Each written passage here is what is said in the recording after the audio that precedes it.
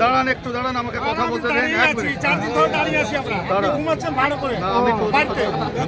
আমরা গল্প পাচ্ছি তারপরে গল্প খেয়েই যাচ্ছি। হ্যাঁ খালি গন্ধই খাচ্ছে। চাচা ফিরাজি কাগে গেল।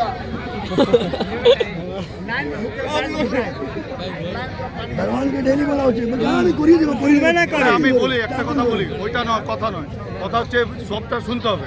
শনিবার দিন আমি ফোনটা ধরি, তারপরে বলছি, যার জন্য এখন পাম্পটা এলো না, যে কথাগুলো শুনতে হচ্ছে। শনিবার দিন আমি নিজে, সবাই শুনুন ভালো করে, শনিবার দিন আমি নিজে গিয়েছিলাম বেলুর ইয়েতে, আপনারা শুনুন। শনিবার দিন আমি নিজে গিয়েছিলাম বেলুর মিউনিসিপ্যালিটি অফিসে সকালবেলায়, গিয়ে ভরতবাবুকে আমি বলে এসেছিলাম। ভরতবাবু বললো যে আমি লোক পাঠাচ্ছি, এই সিংজি আপনি একবার এখানে আসুন কুলি লাইনে। এই যে কোথায় এসছে, কোথার থেকে পাম্প খুলছে, এ ব্লকে থেকে। তো আপনি একবার দেখুন, ওখানে বলুন যে পাম্পটা খুলেছে কিনা, খুলে আসছে কিনা, এবার দেখুন ওটা। আচ্ছা ঠিক আছে, আমি একে বলছি,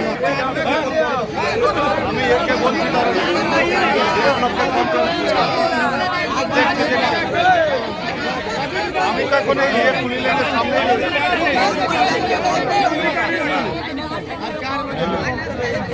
হ্যাঁ ঠিক আছে, কোনো অসুবিধা নেই। কি বলে আমি তাহলে ঠিক আছে, আমি রামদিকে বলছি, দেখছি এ ব্লকের পাম্পটা খুলতে পেরেছে কিনা, দেখছেন। ঠিক আছে, আপনি পাম্প নিয়ে আসছেন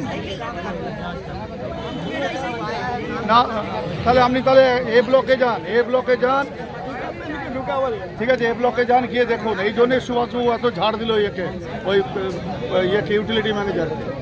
2টোর সময় বললো পাম্প দেবো, 2টোর সময় হলো না, আবার বললো 5টায় দেবো, তখনও হলো না। 5টায় 5:30টায় পাম্প চলে আসার কথা, মানে আমার সাথে কথা হয়েছিল যেটা।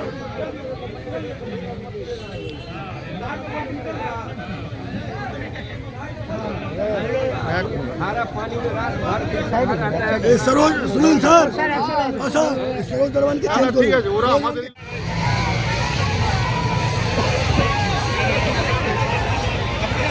अभी क्या हुआ है जानता है, असकतिया है, लोग साफ नहीं करता है ना, समझा। आज से 5 साल पहले तो नहीं होता था ये सब,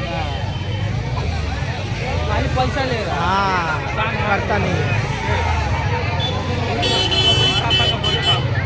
सरकार को भी